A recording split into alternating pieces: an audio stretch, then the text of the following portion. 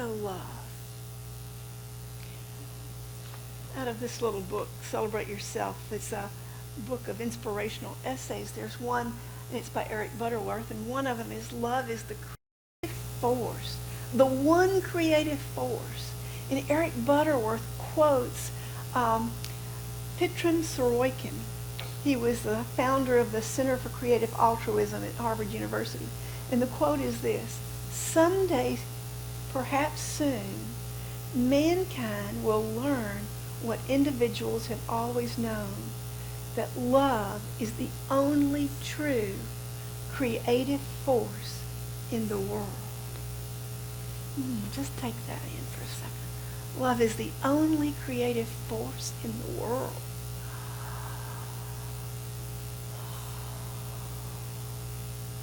Think what that means to you. If you want to create something in your life, what do you have to do? You could move over one, Robbie, and maybe, or two or three, and maybe you could see me. I'm going to slowly get rid of the chairs that just can't, that I can't get eye contact with.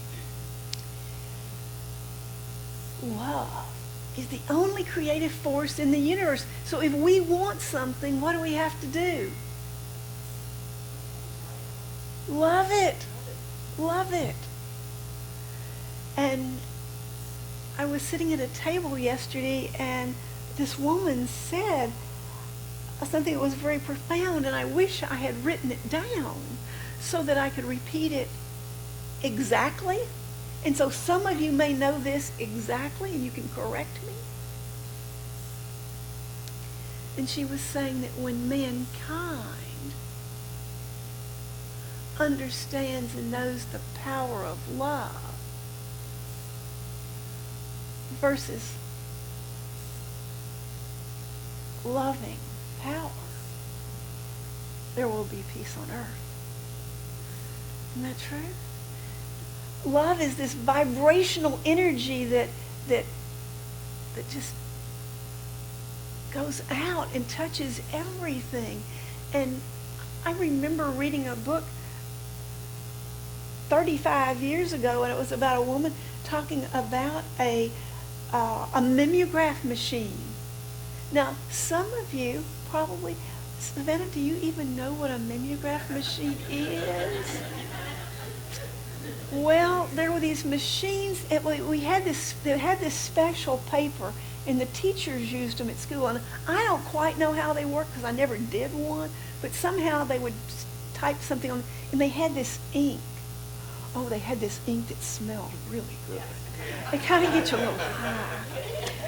And you'd put your master on there, and then you'd turn this crank, and it would make copies. And that's how we got our sheets to color. That's how we got our tests. They were all mimeographed. And this woman was the author was writing about, in this office there was this mimeograph machine that never worked, that people hated, because it was such, it would just, when you needed to do it the fastest, it would go the slowest. And so they hired a new person, and the new person didn't know that.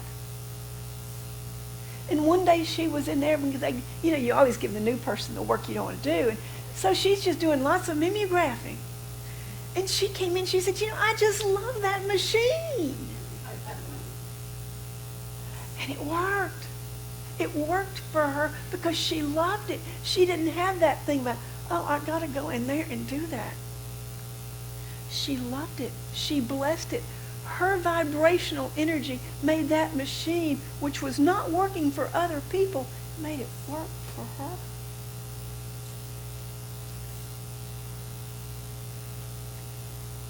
The reason that Sorokin said that love is the only true creative force, he was asked by Eric Butterworth, why do you believe that, and what makes you so able to love? Because Sorokin had gone through two of the harshest periods of history in Russia during the Russian Revolution, and he had every reason to hate. And he talked about being in the cold Russian winter and going to school and having holes in his shoes. And a teacher that he didn't even know saw him and took him into his closet and got a pair of boots out and gave them to him. And Sorokin said, well, why are you giving me your boots? And the teacher said, I've got 2 pair, and you need one. I would love for you to have these. I don't want to see you walking with holes in your shoes. And that simple little act was major in this man's life. It changed the course of his life. I mean, he goes on to found a center for creative altruism, for doing good in the world, because someone touched him and touched him at depth with love. So I was reading this book. I have to tell you, I was in no man's land for 2 days this week. I was in a hotel in St. Pete, and the person I was staying with didn't like TV, and there was no internet. And so the next night, I was staying in someone's home in Palm Harbor because I was doing board training with the board there yesterday, and I was staying in this beautiful home, and it was always it was staged because they were selling it. It was like living in a furniture store because everything was perfectly staged. I mean, it was like I almost hated to sit on the couch. I mean, I went back and brushed it off. I couldn't quite figure out how to turn the lights on. I found 2 lights I could turn on in the house, but no TV, no internet. But you know what? This minister who was on her way back from Ireland, she had books. And so I'm sitting here thinking, I need something about love. Because I'm talking about love today. And so I go in there to the bookcase. It's pretty cleaned out. Not many books there, I mean, for a minister, but not really that many books. And I'm standing there and I'm saying, I love books. And I was sending out that energy of love because I was waiting for one of them books to speak to me. I needed a plan. So I was just loving those books. And there was a book that jumped out. Luckily enough, I couldn't bring her book back with me. That would not be nice. But I got back to where there was Civilization, and I could download it on my Kindle. So that I can tell you that the name of the book is Stretching Lessons. Not good. Everything in there is about how to stretch and how to grow. And it's written by a woman named Sue Bender. And the story that I read that really touched my heart is that Sue is an author, and she was going to give a speech in Salt Lake City to a group about being an author. And the night before, she was at a little dinner, and they were talking about talents and being an artist. And she said there was this one quiet lady that was seated a couple of people over, and the woman's name was Pamela, and very quietly she said, I'm not an artist. I don't have any talent. Her words were spoken sort of a matter-of-fact way, and Sue Bender said that it gave her goosebumps. You know, she knew that was one of those moments, and she said that she really wanted to cry for this woman, and she said there was just profound silence at the table. There'd been all this chatter, and this woman just quietly said that, and there was this long pause, and finally one guest after another spoke up, and one of them says, Pamela carries food and clothing for the homeless in the trunk of her car. And someone else says, and she carries food for dogs, for homeless people who have dogs because they need to feed their pets. And someone else chimed in and said, Pamela believes that dogs love unconditionally. She knows that dogs don't judge people, and for many of the homeless, that's the only love they get. And sort of in a quiet way, everybody at the table that knew Pamela chimed in and added a piece of the story. And Sue Bender said it, there was a pause, and she said, Pamela, you are an artist. And Pamela's eyes got really big, and she said, no one has ever called me an artist.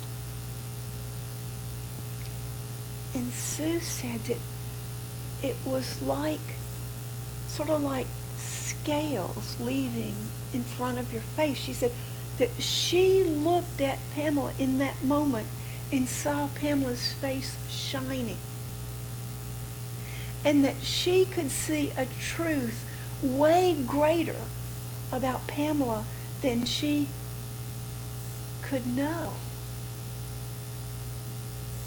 And she had this understanding that each and every one of us has a way that we express God. That each and every one of us has a way that we express love out into this world. Each one of us has something to give, something that's important, something that's of value. And so I listen every Sunday and listen to Deborah and Julie and Vashti sing and Stoney play, and this morning Aaron, that beautiful music. And I'm sitting there and know that if I sing out too loud, somebody's going to elbow me.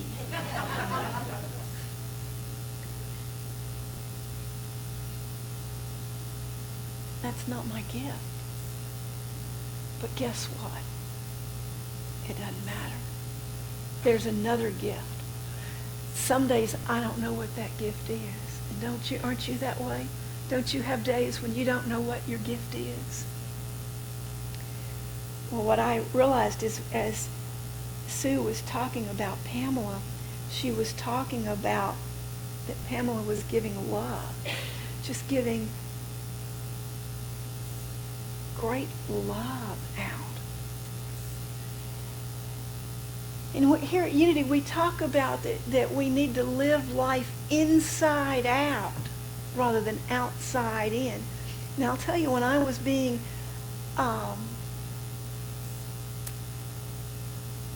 cut off from the internet and television, which I didn't realize I had such an attachment to. Really, it's the internet, I think. I'll tell you, the Verizon guy had tried to sell me a new iPad with a Verizon plan a couple of weeks ago, and I was sitting there wishing and saying, you should have done that, Beth. You could be on the internet now. Wanting that outside feedback. But in truth, our life is lived inside out. And so when we can love out into the world, it makes altogether difference. So I'm going to read to you something that was written by the author of Stephen Covey, the 7 Habits of Highly Effective People. He says, if you want to have a happy marriage, be the kind of person who generates positive energy and sidesteps negative energy rather than empowering it. If you want to have a more pleasant, cooperative teenager, be a more understanding, empathetic, consistent, loving parent. If you want to have more freedom, more latitude in your job, be more responsible, be more helpful, contribute more as an employee. If you want to be trusted, be trustworthy.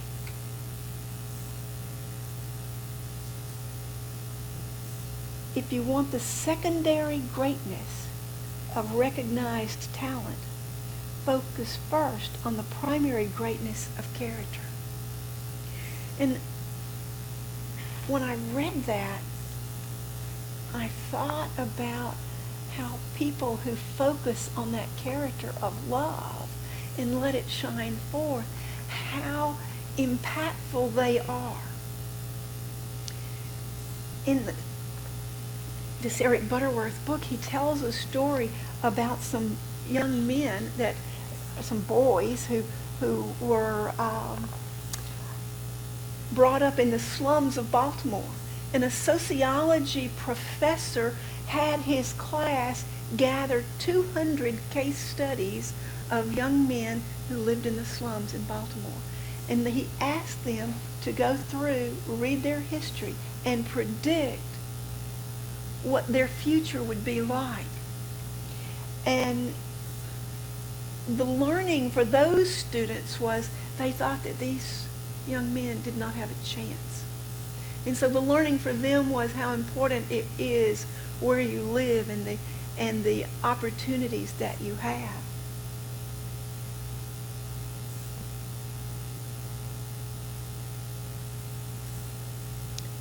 I was looking to tell you how many years later. Another professor, 25 years later, so it's 25 years later, this sociology professor came across the study, and he had his students follow up with the 200 students. They found them. They found 180 of them. There were 20 who had moved and there was no forwarding address or had died. They found 180 of the 200 students who had been written that they don't have a chance. And they looked to see what had happened to them. And what they found that 176 of that 180 students had achieved more than ordinary success as lawyers, doctors, businessmen. And so the professor was astounded because that's not what they expected. And so they went back to the students and asked why. What do you attribute your success to? And each one of them said there was this teacher. There was this teacher. And the teacher was still alive. Obviously no longer teaching, but the professor went to see her and he asked her what her secret was, what her magic was. And this is what it says. The teacher's eyes sparkled and her lips broke into a gentle smile. It's very simple. I loved those boys.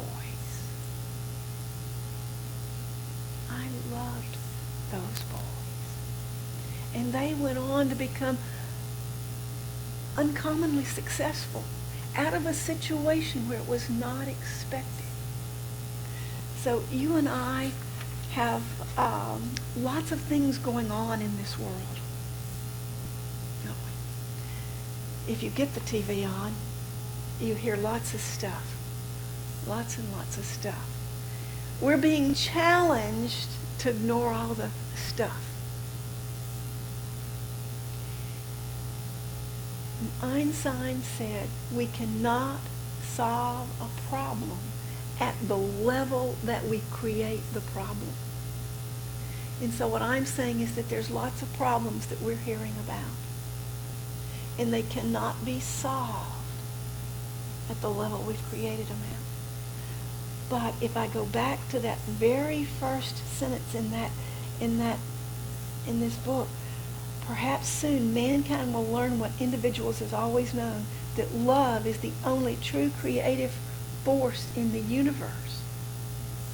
If you and I can grasp that, and we can operate from love, and as we go throughout our days, if we can broadcast love, if we can vibrate love instead of vibrating negativity, if we can vibrate love instead of vibrating hate, if we can vibrate love, we can change this world. And so this week, you're going to have lots of opportunities to vibrate. Last week, I had lots of opportunities to vibrate. I get to choose. I get to choose love.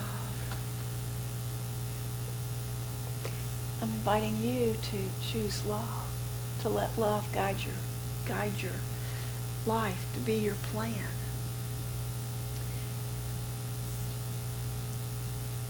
Just a moment, can you just amp up the love? Can you close your eyes and amp up the love? Let's amp up the love in this room. Let's prepare this room for the people that are going to come in here in the next service.